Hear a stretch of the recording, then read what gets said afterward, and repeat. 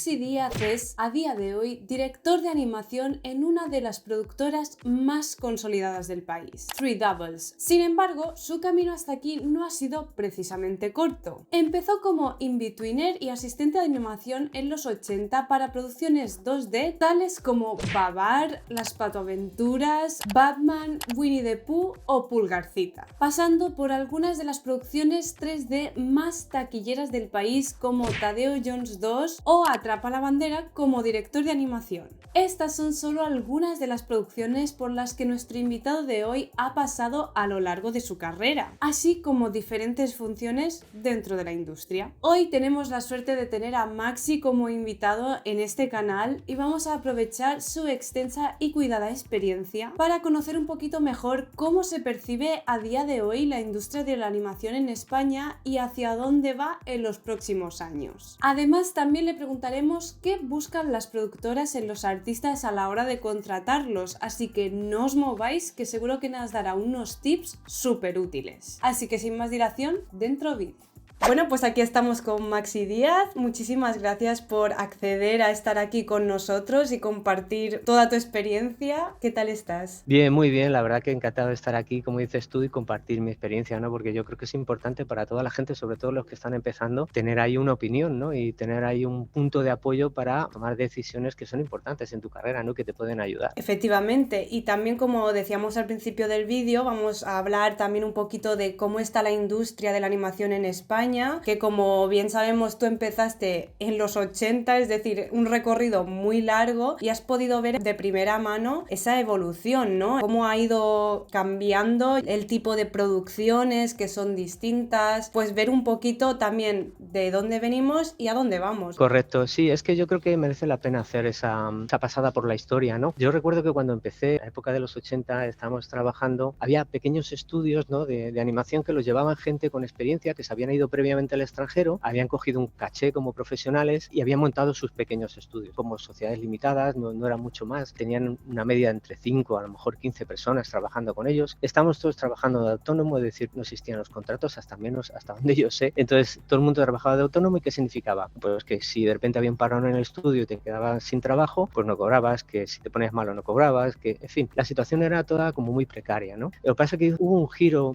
ahí que a mí particularmente me vino genial, ¿no? Y es que el estudio donde estaba trabajando, en Lápiz Azul, Matías Marcos, llegó a un acuerdo con Disney y como entró muchísimo dinero por ahí para hacer las patoaventuras y una estabilidad, digamos, de cara a futuro, pues se decidió, dio un paso adelante y montó una empresa de verdad, es decir, nos ofreció contratos de trabajo, que es como debe ser, es decir, una situación realmente buena. Además, los sueldos estaban bastante bien. Yo recuerdo que cobraba 175.000 pesetas, que al cambio son unos 1.000 euros, que estamos hablando de hace 30 años. Es decir, que era un sueldo bastante bueno, ¿no? Entonces, la verdad que ahí aprendimos muchísimo. Fue una experiencia genial. Hicimos, entre otras, pues cosas para Disney, las patoaventuras, hicimos cosas para Hanna-Barbera, hicimos también la serie de Bruce Timm, la de Batman, hicimos 2 episodios. Es decir, hicimos una serie de cosas allí que nos vino fenomenal, ¿no? Entonces, ahí en España el problema que hubo es que en un principio había, como decía, muchos estudios para hacer service, ¿no? Pero claro, el nivel de vida en España fue subiendo y ya llegó un momento que no éramos rentables para los americanos, franceses, alemanes. Entonces, claro, dejarnos de más nada en los trabajos, ¿no? Entonces estuvo muy bien porque, claro, el nivel de España subió en salarios, nivel económico, pero a la hora de hacer service, pues ya dejamos de ser baratos y en ese momento lo que hizo la industria fue, aquí en España, es reinventarse un poquito, ¿no? Empezaron a crearse producciones propias. Por ejemplo, Filmax, que yo recuerde, hizo la película de Cid the Legend, Tres Reyes Magos, que le hicieron en Animagic. Empezaron a crear estudios. En Filmax también se creó la división de 3D, en Bren Entertainment, que yo estuve ahí trabajando también 5 años y medio. Surgió Ilion, ¿vale? Con Planeta 51, luego la saga de Tadeo, Lightbox. Es decir, que empezó a crecer la industria, pero siempre con producción propia, ¿no? El service desapareció y más o menos nos llevó a la situación en la que estamos hoy día. Hay como un mix en el que tenemos todavía producción propia, afortunadamente. Tenemos service, por ejemplo, aquí en Canarias, con las ayudas canarias, podemos hacer service, podemos hacer coproducciones. Aquí en Tridable estamos haciendo coproducciones también con otros países y estamos también preparando producción propia. Y hay, digamos, una oferta variopinta, hay webseries, hay un poco de todo, digamos, para que la gente pueda iniciarse en la carrera profesional y tener un futuro aquí dentro de España. Claro, eso está genial. Es decir, digamos que todo empezó siendo España como un país país de mano de obra barato para la animación, referencia a otros países como Francia, Alemania, Estados Unidos, ¿no? Pero claro, cuando la cosa se empieza a estabilizar aquí y a poner mejor, pues ya no interesa porque obviamente no salimos tan baratos como otros países que sí les saldrían más rentables. Pero efectivamente creo que eso es algo muy bueno porque eso hizo que la industria dentro de España explotase, ¿no? Y digamos, empezaran las propias producciones. Hemos visto un poco de dónde vienes, pero ahora mismo, ¿en qué estás trabajando? Ahora mismo, ¿en qué proyectos te encuentras? ¿Cómo está tu carrera ahora? Bien, pues estoy trabajando aquí en CW como director de animación, también estoy como Head of Animation, es decir, aquí hay diferentes proyectos, hay diferentes directores en cada uno y yo me hago cargo un poquito de todos, ¿no? De asesorarles a ellos con cada problema que hay en los proyectos y a la vez llevo uno de ellos, ¿no? Ahora mismo estoy trabajando como director de animación en 200% Wolf, que es una película que es la segunda parte de 100% Wolf para Flying Bar, que es una productora australiana y es un largometraje de alta calidad, como lo que se están haciendo hoy día. Y luego en el plano personal, también aquí en la empresa me están dando apoyo con un proyecto personal de largometraje que tengo, Mr. Lonely, que es una historia de detectives dentro del mundo de los influencers. ¡Oh, qué curioso! Sí, es un poco de qué va la historia, ¿no? Y bueno, eso es lo que estamos haciendo ahora mismo, ya te digo, estoy con mi proyecto propio cuando puedo y tengo mis ratos y por otro lado estoy, ya te digo, dirigiendo este largometraje. Qué guay, teniendo en cuenta que has estado trabajando y a día de hoy sigues trabajando en series y pelis, que son producciones muy diferentes, ¿cuáles son las principales diferencias que has notado entre un tipo de producción y otra producción? Bueno, la serie, como es lógico, tiene mucho menos presupuesto. En ambas hay que hacer lo mismo, el mismo tipo de trabajo en preproducción. Hay que hacer librería para tener todas las expresiones faciales de los personajes, tener resuelto el lip sync, ¿verdad?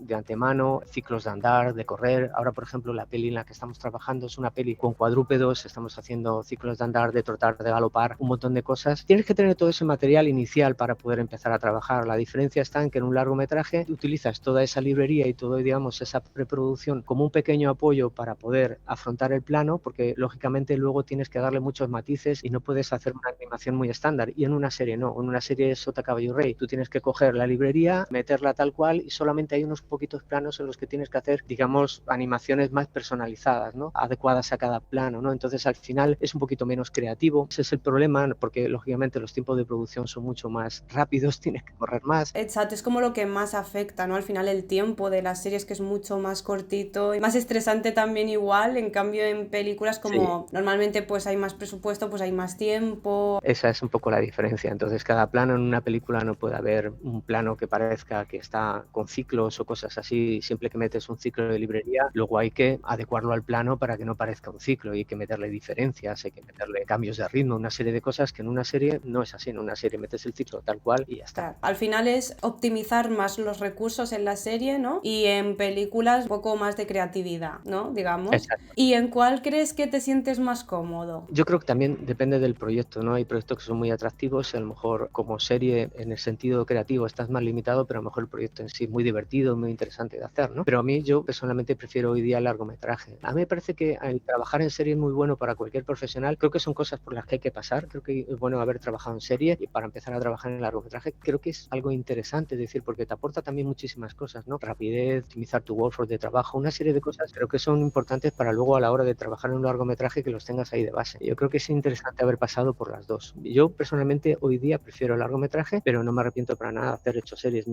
hecho series, me han aportado muchísimo a mi carrera profesional. Claro. Vale, entonces, esto sí que lo hemos mencionado un poquito al principio, hablando de cómo evoluciona la industria en España, pero ¿tú crees que a día de hoy sigue evolucionando a más la producción en España o crees que está estancada? ¿Cómo lo ves? No, yo creo que sí, que vamos evolucionando más porque día a día vamos consiguiendo mejores acuerdos. Por ejemplo, aquí en Three Doubles estamos ahora trabajando en eso y vamos haciendo cada vez mejores producciones, ¿no? Empezamos haciendo películas que eran 75 frames al día, ahora estamos ya en 35. Es decir, vamos subiendo la calidad y yo sé que de cara a un futuro tenemos planes de hacer pelis con un ratio mucho más bajo de fotogramas al día. Para que nos hagamos una idea, en la industria americana estamos hablando de 15 fotogramas al día normalmente, lo que se suele hacer. Entonces no estamos tan lejos. Yo creo que ahí vamos subiendo y luego hay mucha más oferta en España. Nosotros aquí Three Doubles, lo bueno que tiene es que ofrecemos, aparte de contratos indefinidos y continuidad, ya digo, un crecimiento personal de cada artista dentro de la empresa. Tenemos diferentes proyectos y yo creo que de cara a lo que es España en general tenemos Skydance también, que tiene pelis de calidad americana.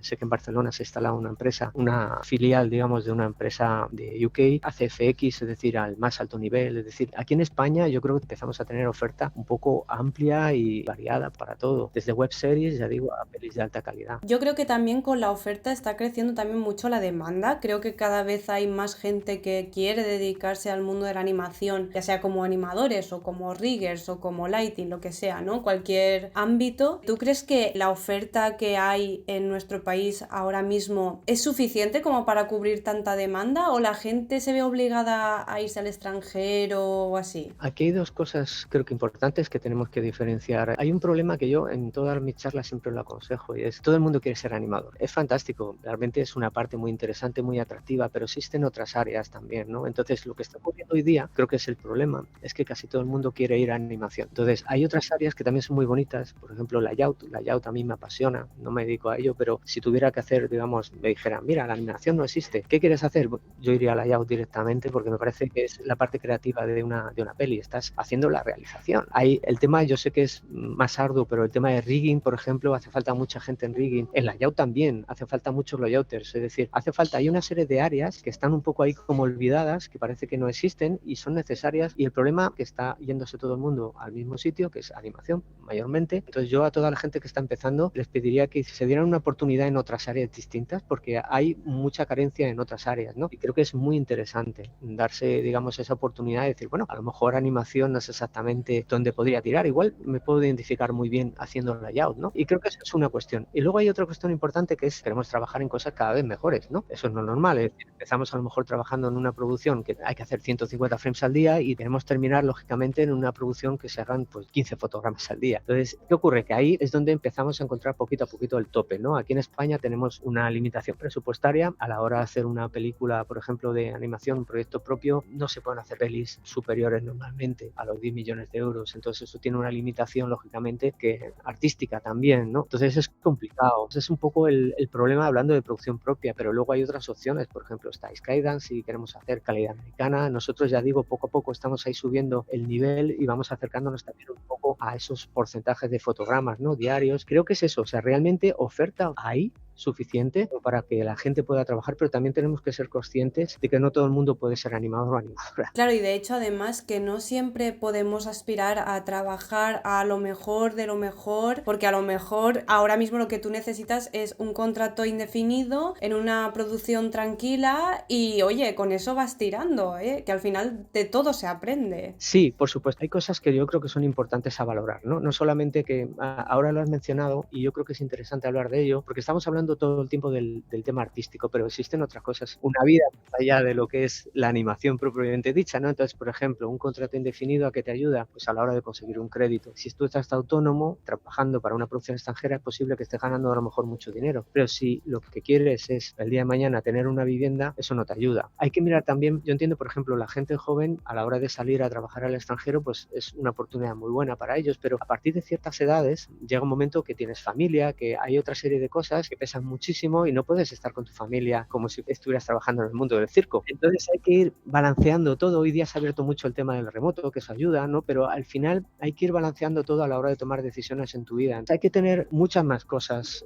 aparte yo pienso del tema artístico. El tema artístico es muy importante, el satisfacer tu hambre profesional, ¿no? Esto está claro, pero por otro lado también hay que tener claro que hay otras cosas que también pesan en la vida, ¿no? Yo, por ejemplo, me acuerdo que en Planeta 51, que fue una producción muy exigente, aprendimos todo muchísimo y la verdad que la película quedó fenomenal. Pasó factura a nivel personal. Creo recordar que hubo 7 rupturas dentro del departamento de animación, que éramos 45. Hay que sopesar un poco todo, ¿no? Sí, estoy muy de acuerdo con eso y creo que es algo muy importante y de lo que se habla más bien poco. Es importante tener en cuenta esto, ya no solo para estabilidad, sino también para tu autoestima como artista, porque a veces parece que si no llegas a ciertas cosas no eres un buen artista y eso es completamente falso. Tú puedes vivir tranquilamente, por ejemplo, un videojuego, ¿no? Que en videojuegos se tiene como ese prejuicio de que no es tan currado como cine o series, pero yo estoy aquí tan tranquilo haciendo mis animaciones para un videojuego chulísimo y ¿por qué tengo que estar yo martirizándome para llegar a una cosa que a lo mejor, por lo que sea, no puedo? Totalmente. A ver, yo una vez escuché un comentario hace mucho tiempo, una persona que, bueno, estaba empezando su carrera profesional, era muy joven, que lo que dijo fue lo siguiente: es que si llegas llegas a los 40 años y no has llegado a Pixar, te puedes considerar que eres un animador fracasado. Es que eso es ¿En horrible. serio? Pixar,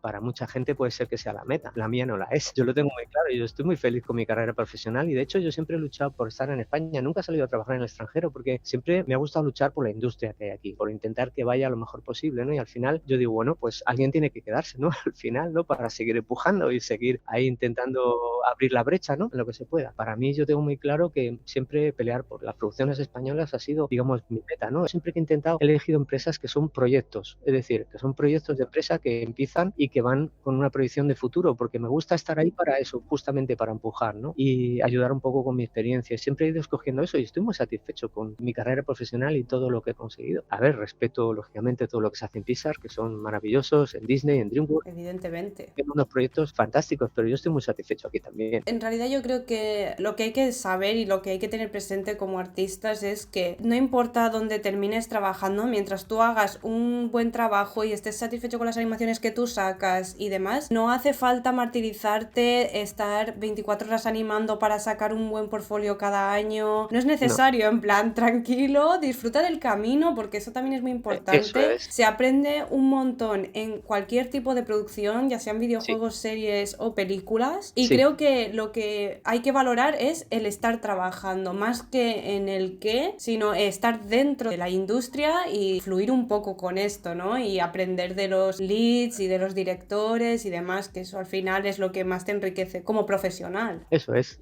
seguir aprendiendo de la gente que te rodea y disfrutar la experiencia, ¿no? Por ejemplo, ahora yo sé que el remoto está muy en boga y está muy bien. Yo trabajo en remoto y he trabajado cómodo, pero yo como me siento es trabajando en un estudio. ¿Por qué? Porque trabajando en un estudio llegas, ves la carita de la persona que tienes al lado, le preguntas, ¿qué tal tu fin de semana? ¿Qué has hecho? No sé qué. 5 o 10 minutitos del inicio de la jornada que compartes un montón de cosas con la gente que te rodea y eso en remoto es muy complicado de hacer. Se puede chatear un poquito, pero no es lo mismo. Entonces, ese contacto humano tan cercano a mí me gusta mucho, ¿no? Y el poder disfrutar de la gente que tienes a tu alrededor de alguna manera. Yo estoy trabajando ahora mismo en remoto y la verdad es que me gusta. También es verdad que va un poco con el carácter de la persona, ¿no? Que hay gente que es como más cercana físicamente y luego hay gente que no. Creo que una de las ventajas del remoto es precisamente también que te acerca más a otras producciones que a lo mejor de otra forma lo tendrían más complicado. Es verdad que sí, para trabajar, por ejemplo, para Estados Unidos y tal, te piden una visa y que estés viviendo allí, aunque estés en remoto, cositas que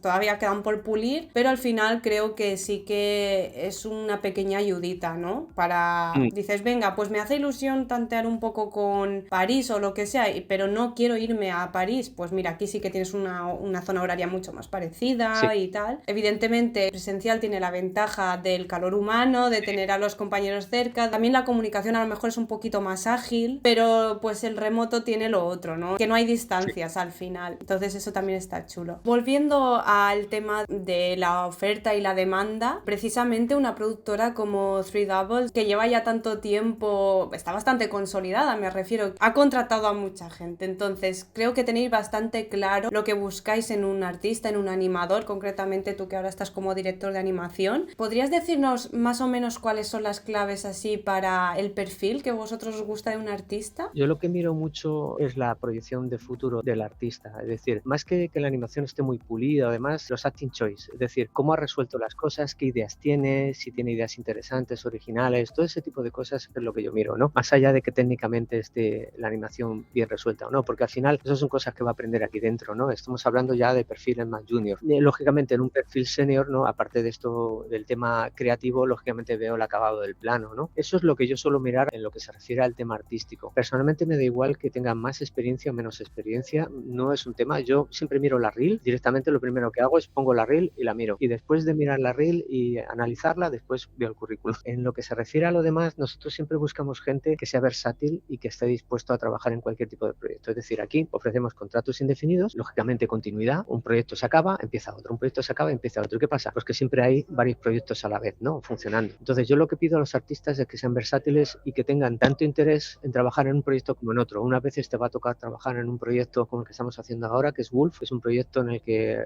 son 30 y tantos fotogramas al día, es una peli con muy buena calidad, muy bonita, el director de la peli es un ex de Disney, estamos aprendiendo un montón con él, es una maravilla, la verdad que trabajar en ese proyecto, pero luego tenemos otros proyectos que son un poquito más humildes. Entonces, bueno, yo lo que voy viendo aquí, cada persona, cada perfil se vaya adecuando a cada proyecto, ¿no? Y lo que quiero es que la gente no ponga pegas con eso. Es decir, si te toca trabajar en un proyecto más humilde, pues hay que trabajar en ese proyecto más humilde. Pero al final yo necesito que el equipo esté conforme tanto con un tipo de proyecto como con otro. Yo voy rotando para que todo el mundo tenga oportunidades, como es lógico, pero pedimos a cambio eso, continuidad y que la gente sea versátil y se pueda adaptar bien a todos los proyectos. Claro, que se dé lo mismo de uno mismo, tanto en un proyecto con mucho presupuesto como en otro con no tanto presupuesto, ¿no? Exacto, exacto. Pues es muy interesante lo que has dicho de que ves primero la reel antes que el historial, ¿no? Digamos que el currículum del animador. Y eso está muy bien porque da una oportunidad a personas que no tienen experiencia, cuando en otras productoras es verdad que te piden para junior 3 años de experiencia. Y dices, a ver, si soy junior, ¿cómo voy a tener esos 3 años de experiencia, ¿no? Creo que esa primera oportunidad es la clave y es como la más importante de todas. Y está muy bien que productoras como Tres Dobles, que además dan estabilidad, que tenéis producciones variadas y que hay hueco para diferentes niveles, de esta puerta a los artistas que todavía no han tenido esa posibilidad en otras productoras. Claro, lo más importante es tu talento.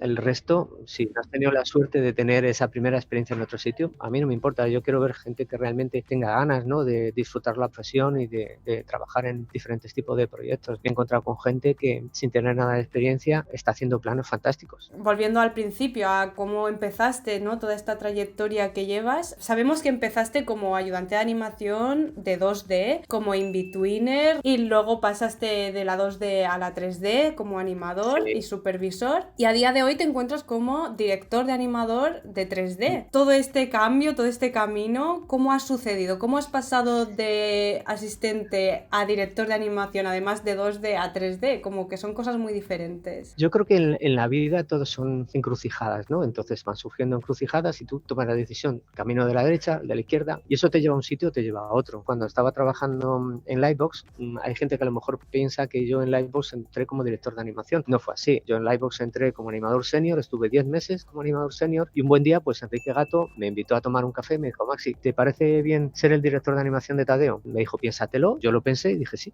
claro, me interesa. Se van presentando las oportunidades en función de tu trabajo, de tu trayectoria profesional, y tú puedes escoger un camino u otro. Lo que es el trabajo de animador es distinto, lógicamente, al de director de animación. No es solamente dar feedback de los planos, eso es una parte muy pequeñita. Ahí tienes que aprender a planificar, tienes que aprender a ver cómo ir educando a la gente, en el sentido de que cada vez que das un feedback o cada vez que explicas las cosas o como eso, tienes que hacerlo de una forma didáctica. Hay gente que no tiene esa capacidad didáctica. Entonces, para un supervisor, supervisora, es muy importante tener capacidad didáctica y poner buenas dotes de comunicación, empatía, para poder transmitir esa información y todo lo que tú quieras, ¿no? Y ir dirigiendo el equipo allí donde hace falta, ¿no? Y de la manera que hace falta. Entonces, son otro tipo de skills, cosas que necesitas saber y que necesitas poner en práctica para poder ser director de animación. Y son completamente distintas a las de trabajo de animación. Sí, de hecho, yo conozco algún director de animación que no es animador y no pasa nada. Digamos que para llegar a ser director de animación no es necesario ser animador. Vale, que es una función que a lo mejor está bien tener conocimientos de animación, pero no son súper imprescindibles. Como que lo importante es saber dirigir un equipo, ¿no? Y saber dar pautas claras, porque al final, ¿cuál es exactamente la función que haces tú como director? O sea, digamos que ¿en qué consiste tu trabajo diario, más o menos? Mi trabajo diario, pues mira, en primer lugar, planificar. Me dan una secuencia con un briefing que ha dado el director de la película explicando todo lo que quiere, ¿no? Lo primero que hago es calculo el bit adecuado a cada plano, ¿no? Entonces yo tengo un cálculo del bit automático, un plano de X frames le corresponden tantos días de trabajo. Entonces yo voy mirando cada uno de esas correspondencias para ver si realmente eso es justo o no es justo, porque matemáticamente es una cosa y otra cosa es el nivel de dificultad de cada plano. Entonces yo tengo que analizar para poner el bit correcto en cada plano y la asignación correcta. Y luego ver a qué personas dentro de mi equipo son las más cualificadas para poder afrontar esos planos. Y luego lo que hago, yo sé que cada una de las personas de mi equipo puede hacer una serie de planos muy bien, pero luego de vez en cuando lo que hago es que les doy un reto. Cada vez que le hago una asignación les digo un montón de cosas que sé que van a poder hacer bien y otro que es un reto, porque un artista necesita siempre tener ahí retos para poder seguir creciendo. Para mí es muy importante que cada artista que esté trabajando conmigo tenga un crecimiento profesional, ¿no? Una vez que tengo todo eso planificado en el calendario, pues automáticamente ya me paso a Shotgun, a la parte más técnica, hago las asignaciones, se le ponen las fechas, todo ese tipo de cosas. No solamente es el planificar cada secuencia, tienes que planificar la película entera, saber cuánta gente necesitas para poder afrontar la película, todo ese tipo de cosas. Es un trabajo mucho de gestión, de planificación. Hace falta tener muchísima empatía porque tienes que estar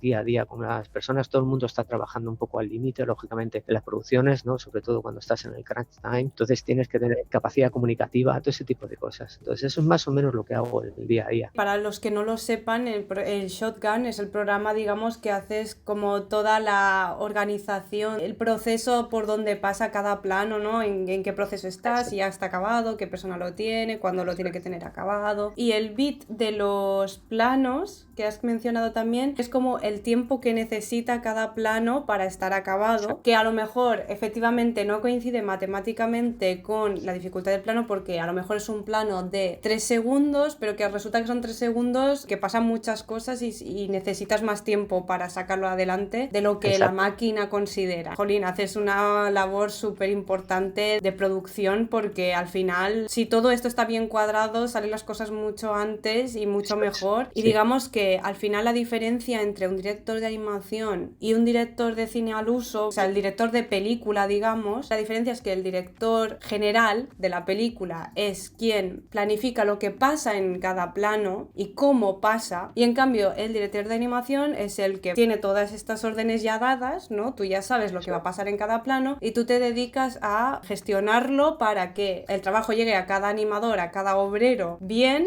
y salga como lo quiere el director general. Básicamente, sí, eso es. A fin de cuentas, es lo que decía, ayuda a ser animador. Lógicamente, haber sido animador ayuda muchísimo, pero conozco algún caso que no, que a lo mejor son gente que venía del tema de storyboard, ¿vale? Que también es lenguaje. Las skills que necesitas es dominar muy bien el mundo del storytelling, es decir, de cómo contar historias, ¿no? Yo creo que es la base. Entonces, bueno, hay gente muy buena que viene de, a lo mejor, de storyboard y puede ser un gran director de animación igualmente, ¿no? Porque al final la principal, digamos, habilidad que tienes que tener es el storytelling, ¿no? El cómo contar la historia, ¿no? Y aprender a planificar, porque luego para lo que es el acabado técnico de la animación ya tienes los leads, por ejemplo, que ya te están dando soporte para poder dar un buen acabado técnico o buenos consejos a los animadores. Claro, tiene todo el sentido del mundo. Pues nada, Machi, ya hemos llegado al final de la pequeña entrevista. Ha sido un placer tenerte aquí. La verdad es que has contado cosas súper curiosas de hace muchos años que poca gente sabe, y creo que es muy importante saber cómo empezó el tema de la animación en España para saber cómo estamos hoy y cómo estaremos en unos años. Y en parte también estoy contenta porque han sido palabras esperanzadoras, ¿no? De que esta industria sigue adelante, sigue creciendo, y nada, pues que es un placer saber siempre de gente como tú. Igualmente, para mí ha sido un placer no solo estar aquí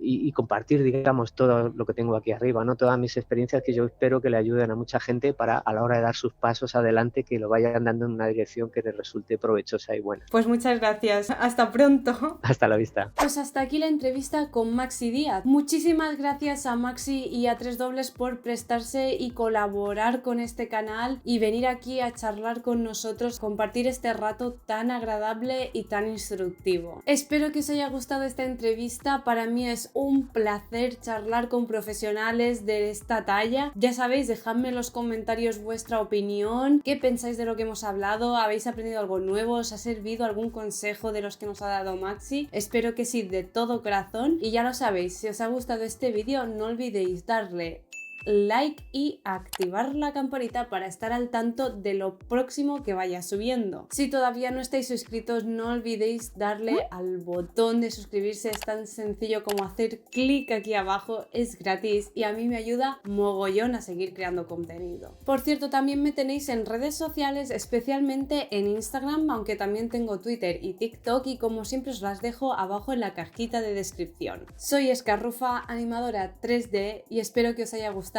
este vídeo. Adeu.